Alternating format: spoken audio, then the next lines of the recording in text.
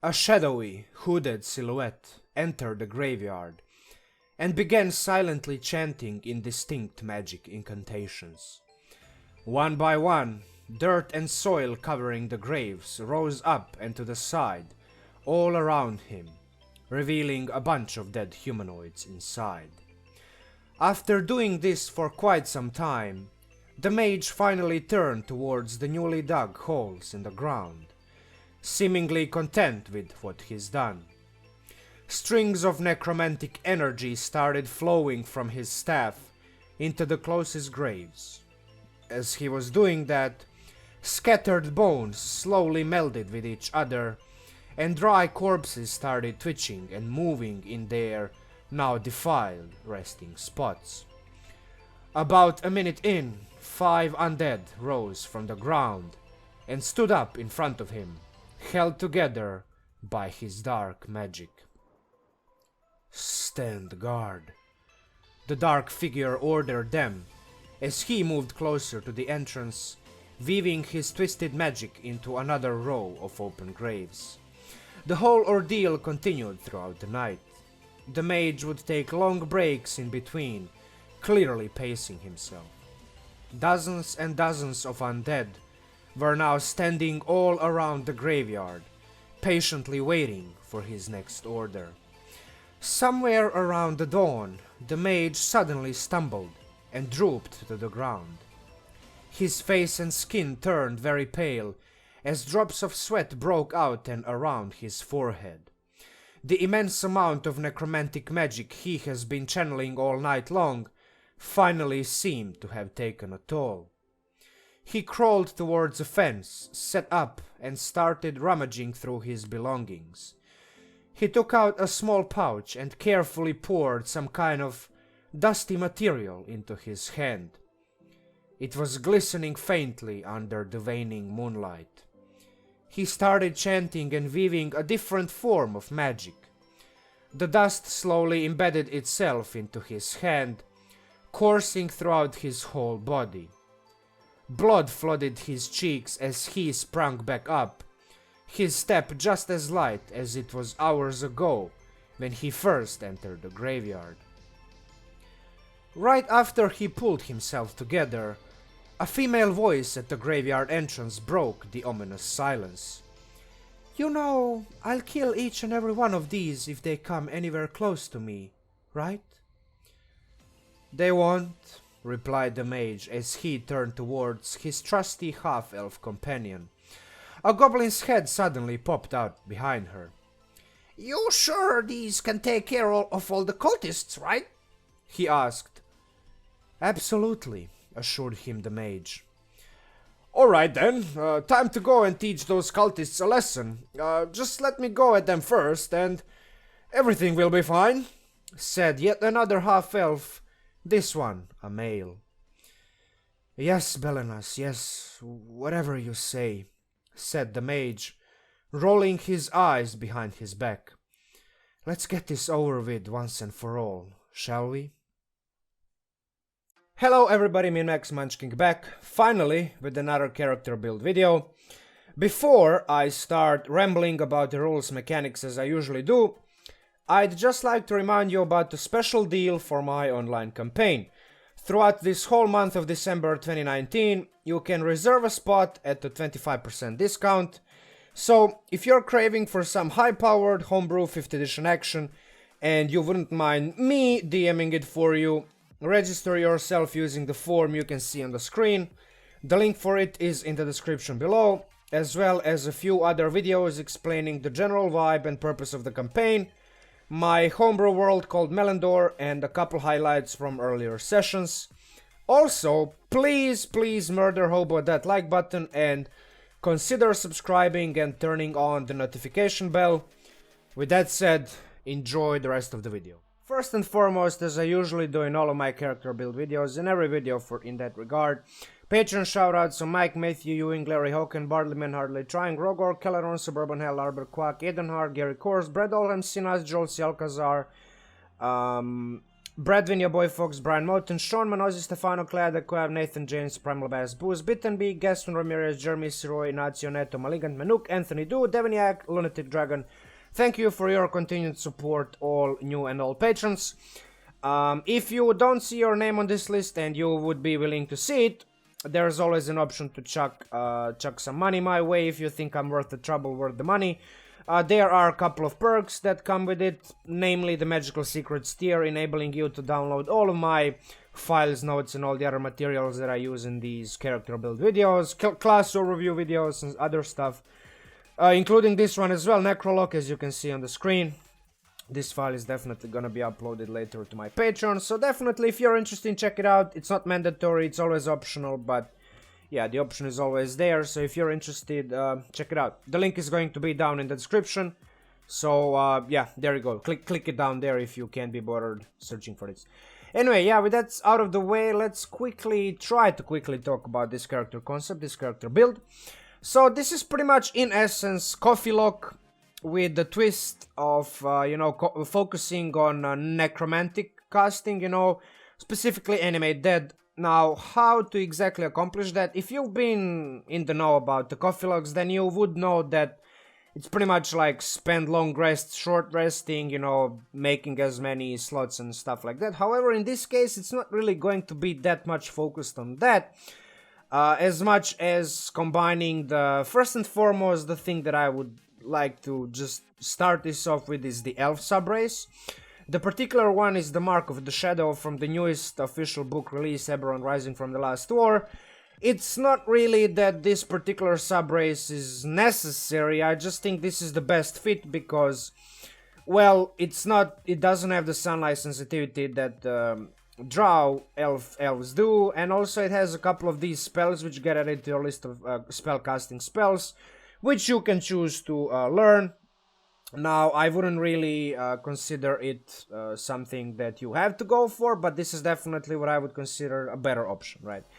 Now, how does this actually even matter? Why do elves actually matter? The only trait that really matters is the trance, is because it enables you to, instead of wasting 8 hours long resting, you are pretty much going to be able to long rest in just 4 hours, meaning that while everybody else still has to long rest, you can spend your 4 hours short resting, therefore using your warlock slots for something. And that something is pretty much going to be stemming from Divine Sorcerer, Divine Magic feature, which gives you the list of cleric spells added to your list of sorcerer spells, right? And one spell in particular is going to be Animate Dead. So that particular spell obviously allows you to raise some zombies and skeletons, right? And yes, you can play Necromancer Wizard, it's pretty okay at doing that. However, this particular combination is pretty much going to allow you to have more overall slots, more flexibility in terms of what you can do, instead of just wasting everything on these zombies and skeletons, right? One thing that comes definitely in play here is Pact Magic, a feature which is pretty much a short rest mechanic. Every time you short rest, you get your spell slots back. So going back to Elf Trance, like every time you short rest during those 4 hours of extra time that you have every day, while everybody else is sleeping for 8 hours, you only sleep 4. That means 4 hour long rest, 4 hour short rest. That means 4 short rests that you can use to, you know, spend your warlock slots casting Animate Dead. And then after you've cast those spells, you spend some time short resting, cast the spells again, and just rinse and repeat. Greater Restoration comes into play once you hit level 9 Sorcerer. Now, once you hit level 9 Sorcerer, you pretty much get level 5 Cleric spells, because they are on the list of spells that this particular subclass can learn. And one of those spells is Greater Restoration, and Greater Restoration is going to enable to pretty much double the amount of skeletons and zombies that you can raise, because every time you skip the long rest, you don't long rest at all, you are pretty much in most cases getting exhaustion levels. I'm gonna talk more about that later. So if you want to avoid these horrible effects, which is obviously something that most people do because exhaustion is really terrible. Even 1 level is super bad, especially 2, 3, and even more. You need Greater Restoration. Now, it is going to cost you, it's not really that expensive. Once you hit level 14 of your character, you are most likely in the position where you can afford to cast Greater Rest on you every day. Depends on the campaign, depends on the DM, depends on how much gold you have, obviously. It's just something that I don't know about, don't really know. So it's just something that you will have to consider. Even without this spell, you can still spend 4 hours every day, including the long rest, and then 4 hours short resting for any amount of zombies and undead that you can make at that particular level. Counterspell pretty much comes into play as a overall defensive countermeasure, because there are spells in this game which can hurt all of your skeletons and zombies. Fireballs and all the other AoEs that your DM even inevitably chooses to cast on your undead skeletons and zombies. You can just stop them with Counterspell. However, Counterspell can be also counterspelled by the enemy caster, right? So if you want to do that, Subtle Meta Magic is going to come into play as like a double down countermeasure. You know, just like to make absolutely certain that the DM cannot counterspell your counterspell. Every time you cast it, you use Subtle Spell. And you know, just for like 1 sorcery point, you can almost guaranteed end up, or at least have a decent chance of your counterspell actually working, right? Pass Without Trace is one of those racial spells. Now, it's going to come into play. It's more like something to consider when you have like a horde of undead following you everywhere, like 20, 30, 40, 60 undead. They leave a lot of trails, and you know, if people decide to follow you because you are basically walking around with a horde of undead, this is going to make it much harder for those NPCs and your DM to justify some, I don't know, bounty hunters going after you because you are making all of this necromancy bullshit, right? Finally, the Create Undead spell, which is pretty much your level 11 feature. It's your Mystic Arcanum Warlock. Warlock's level 11 feature. You choose this spell because it makes thematic sense, right? To take it. Not really because it's going to impact this particular character build that much. You can pretty much cast it once per day and that's it. The feat that I would consider is Inspiring Leader because, well, I mean, first and foremost, this is a charisma-based character, so it's going to double down on the charisma modifier. And your zombies and skeletons do need hit points because they are quite squishy, and if your DM inevitably starts throwing some AoEs on just killing them on first and foremost, you can't really afford to bring all of them up all the time. So if you want to protect them, you know, from dying and all the other stuff, you can pretty much use Inspiring Leader and give them more hit points, and in that regard protect them, right? Now, Font of the Magic is going to be relevant once you get Greater Restoration, because especially if you decide to maximize your amount of undead, you know, instead of just like saving some of your Warlock slots for Greater Resto, it's pretty much at lower levels going to be almost required, because, well, you need to turn some of those Warlock slots into sorcery points, and then sorcery points into more sorcerer slots, because, well, I mean, you need to cast Greater Rest on you, because, well, the only way you can cast it is with 5th level spells, and at lower levels Warlock only have like level 3, level 4 spells. So it's definitely going to come into play, despite the fact it's not the focal point of this particular Coffeelock concept, right? Another thing that comes to mind is the Pact of the Chain, one of the 3 boons that all warlocks get. It's because we need to pick up this particular invocation, at least in my opinion. You definitely need as much healing as possible, especially if you choose to skip your long rests once you hit level 9 of your sorcerer. You need every little bit of healing that you can get, which you don't get from long resting. Remember, long resting by default heals you up to full hit points. If you get damaged during the day and then start short resting, but don't long rest, those short rest hit point dice, they don't get replenished if you don't long rest. So you need to actually spend your slots, spend your spell slots and spells to heal yourself back to full hit points. And you need to pretty much minimize the amount of resources that you spend on healing. So The way to do it is obviously with Gift of the Ever-Living Ones, and whenever you cast Cure Wounds or any other healing spell on yourself, or when your party members cast some of those healing spells on you, you get maximum amount of healing from those sources. And finally, Subtle Meta Magic, obviously talked a little bit about that. It's going to be useful for all sorts of spells, but that's particularly for Counterspell, because Counterspell is like a general countermeasure for preventing your DM from AoEing your undead horde. And that's pretty much it, you know. Defining characteristics of this build is, well, undead, lots of them, right? So, I mean, that's the whole point of it. It's not that, you know, you have necessarily the strongest undead, but you definitely are capable of getting a lot more of them than most characters. I think even Necromancer wizards can have as many, or at least as many undead and as many slots as you can have at disposal during the typical adventuring day. Also, don't forget that you get probably at least one short rest during the day, and then you can use that short rest to either make some more undead or maybe just make a little bit more slots for yourself. And then, you know, if this continues going on and on and on, you can pretty much stash up a lot of sorcerer slots, because there's no limit to those. You know, you can continue making them as long as you have enough sorcery points.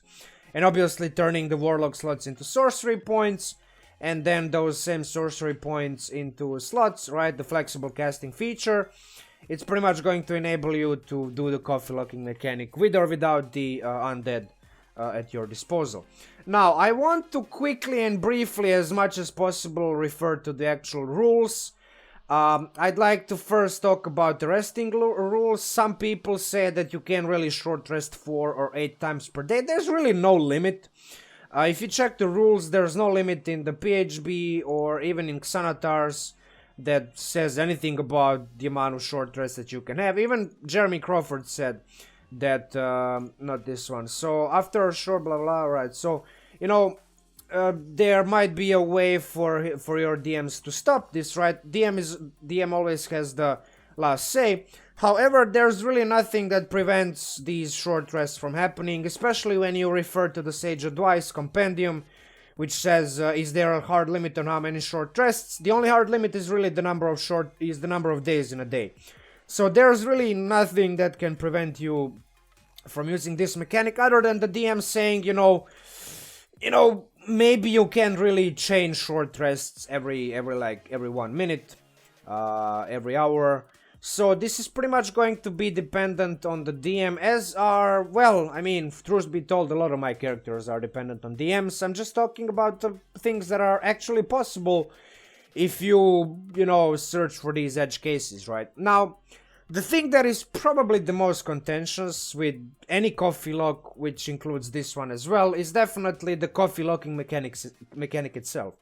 So Jeremy Crawford said if your DM, you know, DMs, talking to the DMs, if you allow multiclassing in your game and someone is tempted to abuse the combination of flexible casting and pact magic, which is kind of what we are doing here, not really that much, but you still have that option at your disposal, right? So even though this is primarily oriented towards using your warlock spell slots towards casting sorcerer spells, which is definitely something that even Crawford acknowledges is definitely by the multiclassing rules allowed, right? Because the only thing that is useful for is casting spells, right?